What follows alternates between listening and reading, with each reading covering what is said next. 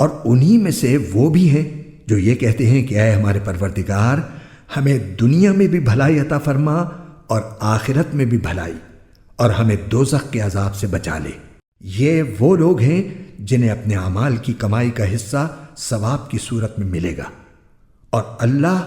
جلد حساب لینے والا ہے۔ اور اللہ کو گنتی کے ان چند دنوں میں جب تم منی میں مقیم ہو یاد کرتے رہو۔ پھر جو شخص 2 ہی دن میں جلدی چلا جائے اس پر بھی کوئی گناہ نہیں ہے، اور جو شخص 1 دن بعد میں جائے اس پر بھی کوئی گناہ نہیں۔ یہ تفصیل اس کے لیے ہے جو تقوی اختیار کرے، اور تم سب تقوی اختیار کرو اور یقین رکھو کہ تم سب کو اسی کی طرف لے جا کر جمع کیا جائے گا۔ اور لوگوں میں ایک وہ شخص بھی ہے کہ دنیاوی زندگی کے بارے میں اس کی باتیں تمہیں بڑی اچھی لگتی ہیں، اور جو کچھ اس کے دل میں ہے اس پر وہ اللہ کو گواہ بھی بناتا ہے، حالانکہ وہ تمہارے دشمنوں میں سب سے زیادہ کٹر ہے۔ اور جب اٹھ کر جاتا ہے تو زمین میں اس کی دوڑ دھوپ اس لیے ہوتی ہے کہ وہ اس میں فساد مچائے اور فصلیں اور نسلیں تباہ کرے، حالانکہ اللہ فساد کو پسند نہیں فرماتا۔ اور جب اس سے کہا جاتا ہے کہ اللہ کا خوف کر تو نخوت اس کو گناہ پر اور آمادہ کر دیتی ہے، چنانچہ ایسے شخص کو تو جہنم ہی راس آئے گی، اور یقین کرو وہ بہت برا بچھونا ہے۔ اور دوسری طرف لوگوں میں وہ شخص بھی ہے جو اللہ کی خوشنودی کی خاطر اپنی جان کا سودا کر لیتا ہے، اور اللہ ایسے بندوں پر بڑا مہربان ہے۔ اے ایمان والو، اسلام میں پورے کے پورے داخل ہو جاؤ اور شیطان کی نقش قدم پر نہ چلو، یقین جانو وہ تمہارا کھلا دشمن ہے۔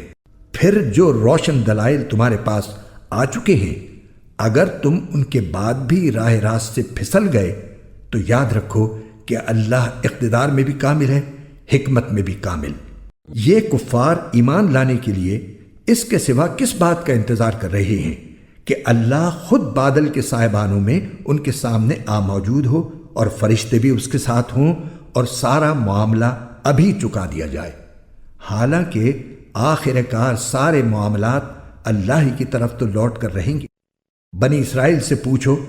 ہم نے ان کو کتنی ساری کھلی نشانیاں دی تھیں، اور جس شخص کے پاس اللہ کی نعمت آ چکی ہو پھر وہ اس کو بدل ڈالے تو اسے یاد رکھنا چاہیے کہ اللہ کا عذاب بڑا سخت ہے۔ جن لوگوں نے کفر اپنا لیا ہے ان کے لیے دنیاوی زندگی بڑی دلکش بنا دی گئی ہے، اور وہ اہل ایمان کا مذاق اڑاتے ہیں، حالانکہ جنہوں نے تقوی اختیار کیا ہے وہ قیامت کے دن ان سے کہیں بلند ہوں گے، اور اللہ جس کو چاہتا ہے بے حساب رزق دیتا ہے۔ شروع میں سارے انسان ایک ہی دین کے پیرو تھے، پھر جب ان میں اختلاف ہوا تو اللہ نے نبی بھیجے جو حق والوں کو خوشخبری سناتے اور باطل والوں کو ڈراتے تھے، اور ان کے ساتھ حق پر مشتمل کتاب نازل کی تاکہ وہ لوگوں کے درمیان ان باتوں کا فیصلہ کرے جن میں ان کا اختلاف تھا۔ اور افسوس کی بات یہ ہے کہ کسی اور نے نہیں بلکہ خود انہوں نے، جن کو وہ کتاب دی گئی تھی، روشن دلائل آ جانے کے بعد بھی صرف باہمی ضد کی وجہ سے اسی کتاب میں اختلاف نکال لیا۔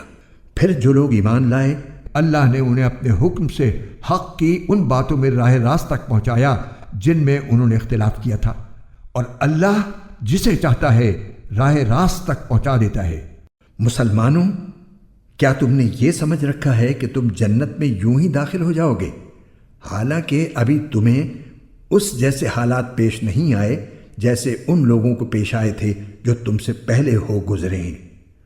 ان پر سختیاں اور تکلیفیں آئیں اور انہیں ہلا ڈالا گیا، یہاں تک کہ رسول اور ان کے ایمان والے ساتھی بول اٹھے کہ اللہ کی مدد کب آئے گی۔ یاد رکھو اللہ کی مدد نزدیک ہے۔ لوگ آپ سے پوچھتے ہیں کہ وہ اللہ کی خوشنودی کے لیے کیا خرچ کریں۔ آپ کہہ دیجئے کہ جو مال بھی تم خرچ کرو وہ والدین، قریبی رشتہ داروں، یتیموں، مسکینوں اور مسافروں کے لیے ہونا چاہیے، اور تم بھلائی کا جو کام بھی کرو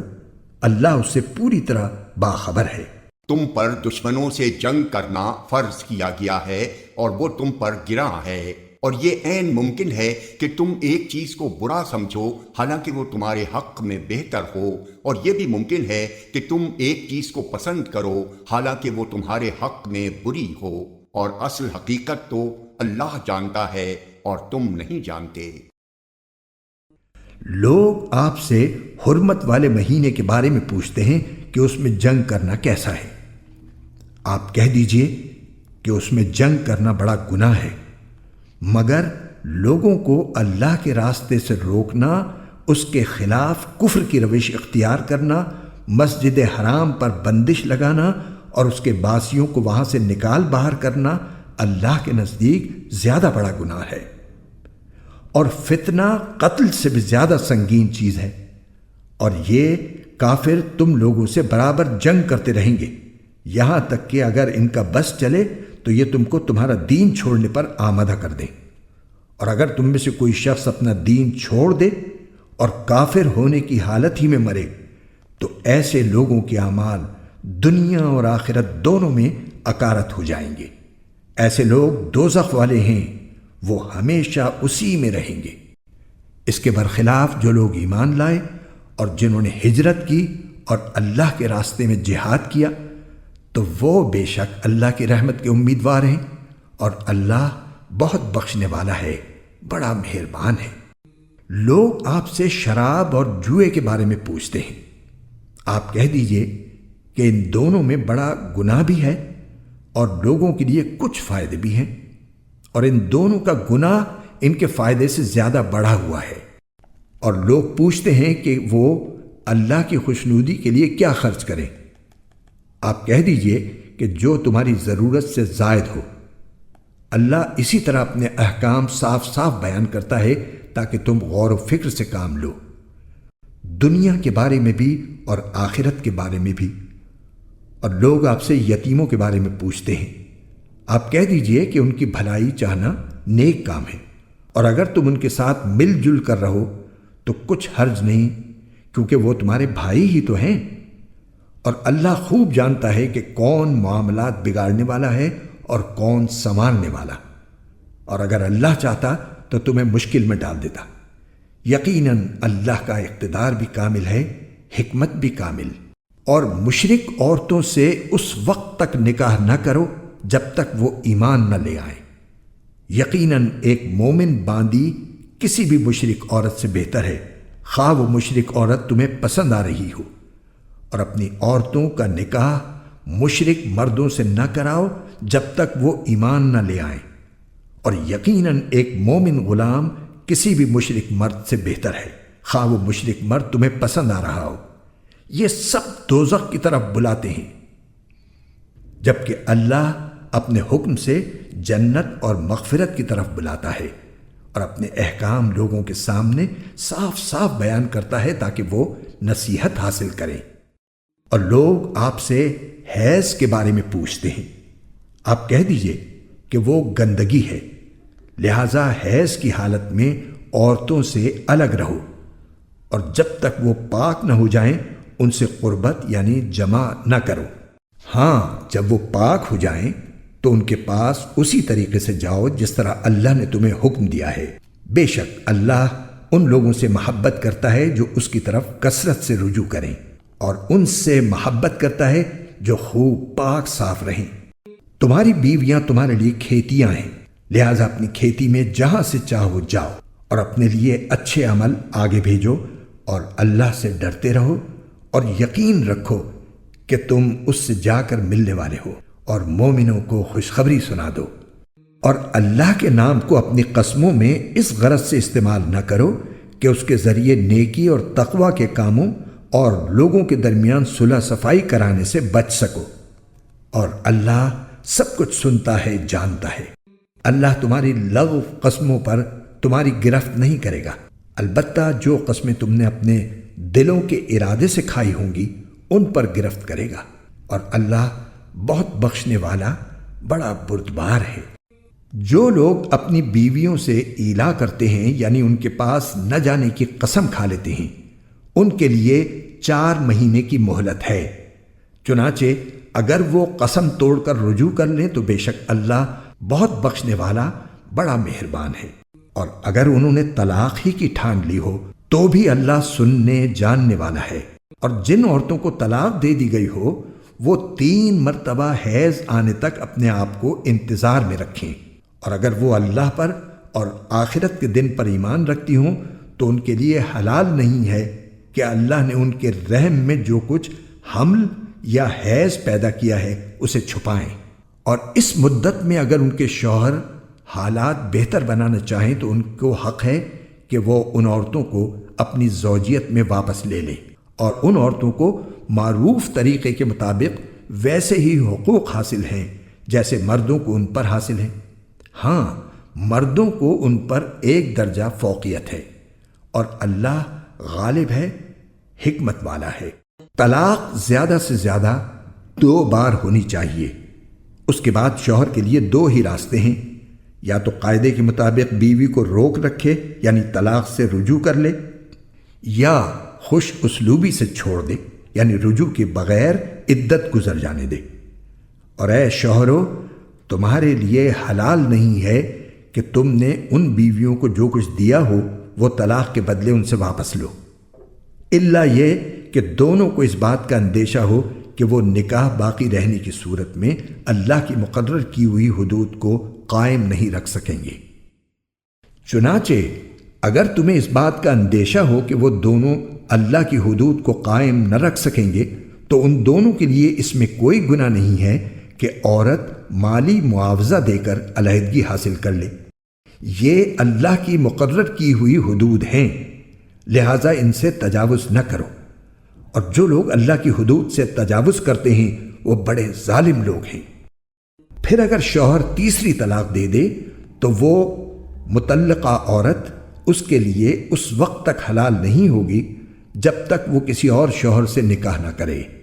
ہاں، اگر وہ دوسرا شوہر بھی اسے طلاق دے دے تو ان دونوں پر کوئی گناہ نہیں کہ وہ ایک دوسرے کے پاس نیا نکاح کر کے دوبارہ واپس آ جائیں، بشرطے کہ انہیں یہ غالب گمان ہو کہ اب وہ اللہ کی حدود قائم رکھیں گے، اور یہ سب اللہ کی حدود ہیں جو وہ ان لوگوں کے لیے واضح کر رہا ہے جو سمجھ رکھتے ہوں۔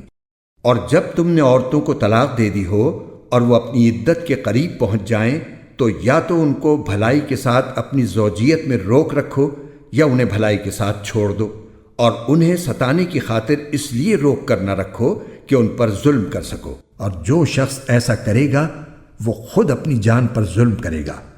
اور اللہ کی آیتوں کو مذاق مت بناؤ، اور اللہ نے تم پر جو انعام فرمایا ہے اسے اور تم پر جو کتاب اور حکمت کی باتیں تمہیں نصیحت کرنے کے لیے نازل کی ہیں انہیں یاد رکھو، اور اللہ سے ڈرتے رہو، اور جان رکھو کہ اللہ ہر چیز کو خوب جانتا ہے۔ اور جب تم نے عورتوں کو طلاق دے دی ہو اور وہ اپنی عدت کو پہنچ جائیں تو اے میکے والو، انہیں اس بات سے منع نہ کرو کہ وہ اپنے پہلے شوہروں سے دوبارہ نکاح کریں، بشرطے کہ وہ بھلائی کے ساتھ ایک دوسرے سے راضی ہو گئے ہوں۔ ان باتوں کی نصیحت تم میں سے ان لوگوں کو کی جا رہی ہے جو اللہ اور یوم آخرت پر ایمان رکھتے ہوں، یہی تمہارے لیے زیادہ ستھرا اور پاکیزہ طریقہ ہے۔ اللہ جانتا ہے اور تم نہیں جانتے۔ اور مائیں اپنے بچوں کو پورے 2 سال تک دودھ پلائیں، یہ مدت ان کے لیے ہے جو دودھ پلانے کی مدت پوری کرنا چاہیں، اور جس باپ کا وہ بچہ ہے اس پر واجب ہے کہ وہ معروف طریقے پر ان ماؤں کے کھانے اور لباس کا خرچ اٹھائے۔ ہاں، کسی شخص کو اس کی وسعت سے زیادہ تکلیف نہیں دی جاتی، نہ تو ماں کو اپنے بچے کی وجہ سے ستایا جائے اور نہ باپ کو اپنے بچے کی وجہ سے، اور اسی طرح کی ذمہ داری وارث پر بھی ہے۔ پھر اگر وہ دونوں یعنی والدین آپس کی رضامندی اور باہمی مشورے سے 2 سال گزرنے سے پہلے ہی دودھ چھڑانا چاہیں تو اس میں بھی ان پر کوئی گناہ نہیں ہے۔ اور اگر تم یہ چاہو کہ اپنے بچوں کو کسی انا سے دودھ پلواؤ تو بھی تم پر کوئی گناہ نہیں، جبکہ تم نے جو اجرت ٹھہرائی تھی وہ دودھ پلانے والی انا کو دے دو۔ اور اللہ سے ڈرتے رہو اور جان رکھو کہ اللہ تمہارے سارے کاموں کو اچھی طرح دیکھ رہا ہے۔ اور تم میں سے جو لوگ وفات پا جائیں اور بیویاں چھوڑ کر جائیں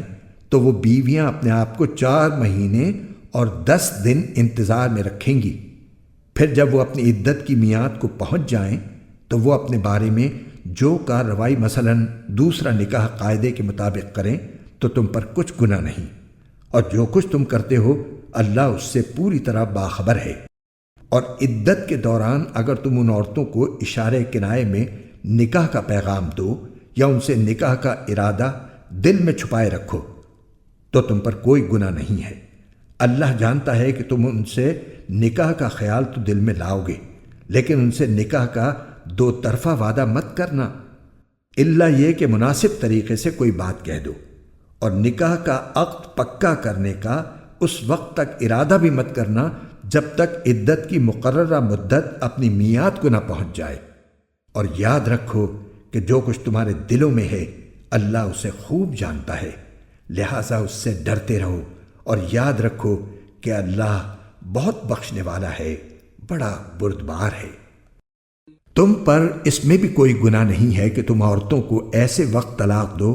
جب کہ ابھی تم نے ان کو چھوا بھی نہ ہو اور نہ کوئی مہر مقرر کیا ہو، اور ایسی صورت میں ان کو کوئی تحفہ دو۔ خوشحال شخص اپنی حیثیت کے مطابق اور غریب آدمی اپنی حیثیت کے مطابق بھلے طریقے سے یہ تحفہ دے۔ یہ نیک آدمیوں پر ایک لازمی حق ہے، اور اگر تم نے انہیں چھونے سے پہلے ہی اس حالت میں طلاق دی ہو جبکہ ان کے لیے نکاح کے وقت کوئی مہر مقرر کر لیا تھا تو جتنا مہر مقرر کیا تھا اس کا آدھا دینا واجب ہے، الا یہ کہ وہ عورتیں رعایت کر دیں اور آدھے مہر کا بھی مطالبہ نہ کریں، یا وہ شوہر جس کے ہاتھ میں نکاح کی گرہ ہے رعایت کرے اور پورا مہر دے دے۔ اور اگر تم رعایت کرو تو یہ تقوی کے زیادہ قریب ہے، اور آپس میں فراخ دلی کا برتاؤ کرنا مت بھولو۔ جو عمل بھی تم کرتے ہو اللہ یقیناً اسے دیکھ رہا ہے۔ تمام نمازوں کا پورا خیال رکھو، اور خاص طور پر بیچ کی نماز کا، اور اللہ کے سامنے باادب فرما بردار بن کر کھڑے ہوا کرو۔ اور اگر تمہیں دشمن کا خوف لاحق ہو تو کھڑے کھڑے یا سوار ہونے کی حالت ہی میں نماز پڑھ لو۔ پھر جب تم امن کی حالت میں آ جاؤ تو اللہ کا ذکر اس طریقے سے کرو جو اس نے تمہیں سکھایا ہے، جس سے تم پہلے ناواقف تھے۔ تم میں سے جو لوگ وفات پا جائیں اور اپنے پیچھے بیویاں چھوڑ جائیں تو وہ اپنی بیویوں کے حق میں یہ وصیت کر جایا کریں کہ 1 سال تک وہ ترکے سے نفقہ وصول کرنے کا فائدہ اٹھائیں گی اور ان کو شوہر کے گھر سے نکالا نہیں جائے گا۔ ہاں، اگر وہ خود نکل جائیں تو اپنے حق میں قاعدے کے مطابق وہ جو کچھ بھی کریں اس میں تم پر کوئی گناہ نہیں ہوگا، اور اللہ صاحب اقتدار بھی ہے، صاحب حکمت بھی۔ اور مطلقہ عورتوں کو قاعدے کے مطابق فائدہ پہنچانا متقیوں پر ان کا حق ہے۔ اللہ اپنے احکام اسی طرح وضاحت سے تمہارے سامنے بیان کرتا ہے تاکہ تم سمجھداری سے کام لو۔ کیا تمہیں ان لوگوں کا حال معلوم نہیں ہوا جو موت سے بچنے کے لیے اپنے گھروں سے نکل آئے تھے اور ہزاروں کی تعداد میں تھے؟ چنانچہ اللہ نے ان سے کہا مر جاؤ، پھر انہیں زندہ کیا۔ حقیقت یہ ہے کہ اللہ لوگوں پر بہت فضل فرمانے والا ہے، لیکن اکثر لوگ شکر ادا نہیں کرتے۔ اور اللہ کے راستے میں جنگ کرو اور یقین رکھو کہ اللہ خوب سننے والا ہے، خوب جاننے والا ہے۔ کون ہے جو اللہ کو اچھے طریقے پر قرض دے تاکہ وہ اسے اس کے مفاد میں اتنا بڑھائے چڑھائے کہ وہ بدرجہ زیادہ ہو جائے؟ اور اللہ ہی تنگی پیدا کرتا ہے اور وہی وسعت دیتا ہے، اور اسی کی طرف تم سب کو لوٹایا جائے گا۔ کیا تمہیں موسیٰ کے بعد بنی اسرائیل کے گروہ کے اس واقعے کا علم نہیں ہوا جب انہوں نے اپنے ایک نبی سے کہا تھا کہ ہمارا ایک بادشاہ مقرر کر دیجئے تاکہ اس کے جھنڈے تلے ہم اللہ کے راستے میں جنگ کر سکیں؟ نبی نے کہا کیا تم لوگوں سے یہ بات کچھ بعید ہے کہ جب تم پر جنگ فرض کی جائے تو تم نہ لڑو؟ انہوں نے کہا بھلا ہمیں کیا ہو جائے گا جو ہم اللہ کے راستے میں جنگ نہ کریں گے، حالانکہ ہمیں اپنے گھروں اور اپنے بچوں کے پاس سے نکال باہر کیا گیا ہے۔ پھر ہوا یہی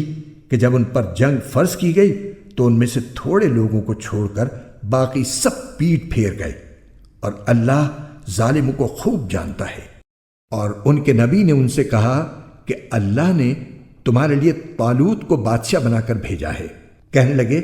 بھلا اس کو بادشاہت کا حق کہاں سے آ گیا؟ ہم اس کے مقابلے میں بادشاہت کے زیادہ مستحق ہیں، اور اس کو تو مالی وسعت بھی حاصل نہیں۔ نبی نے کہا اللہ نے ان کو تم پر فضیلت دے کر چنا ہے، اور انہیں علم اور جسم میں تم سے زیادہ وسعت عطا کی ہے،